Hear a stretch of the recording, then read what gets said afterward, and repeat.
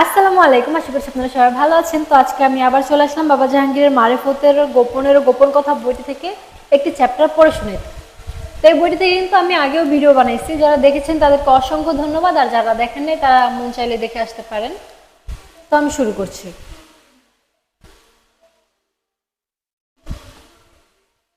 বেহেশতের চাবির নাম নামাজ। কোনো সন্দেহের অবকাশ নাই যে নামাজ বেহেশতের চাবি। দরজায় তালা দেওয়া থাকলে যেমন খোলার জন্য চাবির দরকার, সেরকম বেহেশতের দরজা খোলার জন্য যে চাবির দরকার সেই চাবিটির নাম হলো নামাজ।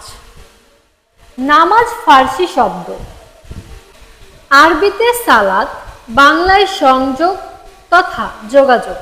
কিছুদিন আগেও আমরা খোদা হাফেজ বলতাম, এখন আল্লাহ হাফেজ বলি, কারণ খোদা বলার চেয়ে আল্লাহ বলতে বেশি সওয়াব হাসিল হয়।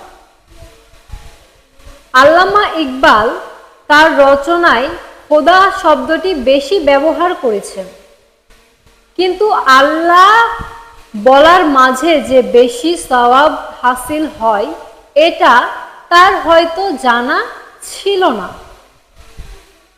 আরবি ভাষায় ডক্টরেট ডিগ্রি লাভ করেও আল্লামা ইকবাল আল্লাহর বদলে খোদা লিখেছেন, অথচ সাধারণ মোল্লারা আল্লাহ বলতে বেশি সওয়াব হাসিল হবার সুসংবাদটি দান করেছেন। নামাজ রোজা হয়তো একদিন উঠে গিয়ে সালাত সিয়াম বলা চালু হয়ে যেতে পারে। আগে দেখেছি বাপ চাচা সবাই ধুতি পরতেন, কিন্তু এখন ধুতি কেবল হিন্দুরাই পরে। আগে দেখেছি 2-4 জন প্যান্ট শার্ট পরতে এবং খ্রিস্টানের পোশাক বলে মন্তব্য করা হতো। নামাজ যেমন বেহেশতের চাবি, তেমনি দোজখের চাবিটির নাম হলো মোনাফেকি, কারণ মোনাফেকের কোনো ইবাদত কবুল হয় না। আর যদি এতিমের হক মেরে দেওয়া হয় তাহলে দোজখের চাবিটির আর দরকার হয় না, কারণ দরজাটি হর হামেশা খোলা থাকে। কারণ কোরআন যেখানে বলছে যে বা যারা এতিমদের থেকে মুখ ফিরিয়ে নেবে তারা সকলেই ধর্ম হতে বাদ তথা খারিজ।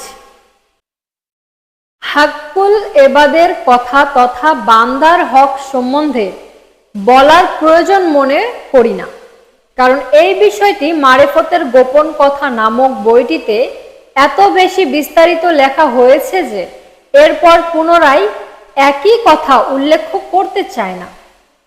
কিন্তু নামাজ যেমন বেহেশতের চাবি, তেমনি এই নামাজই যাদেরকে অন্যায় কাজ ও পাপ হতে বিরত করে না তাদেরকে আল্লাহ হতে দূরত্ব বৃদ্ধি করে চলে। তো আজকে আমি এখানে শেষ করছি, বাকি অংশটুকু আমি আরো একটি ভিডিওতে আপনাদেরকে পড়ে শোনাব। তো ভিডিওটি ভালো লাগলে শেয়ার করে দিবেন, আর যারা বইগুলো সংগ্রহ করতে চাচ্ছেন তারা ডিসক্রিপশনে নাম্বার পেয়ে যাবেন, সেই নাম্বারটির সাথে যোগাযোগ করলে বইগুলো সংগ্রহ করতে পারবেন। খোদা হাফেজ, সবাই ভালো থাকবেন। দয়াল বাবা জাহাঙ্গীর।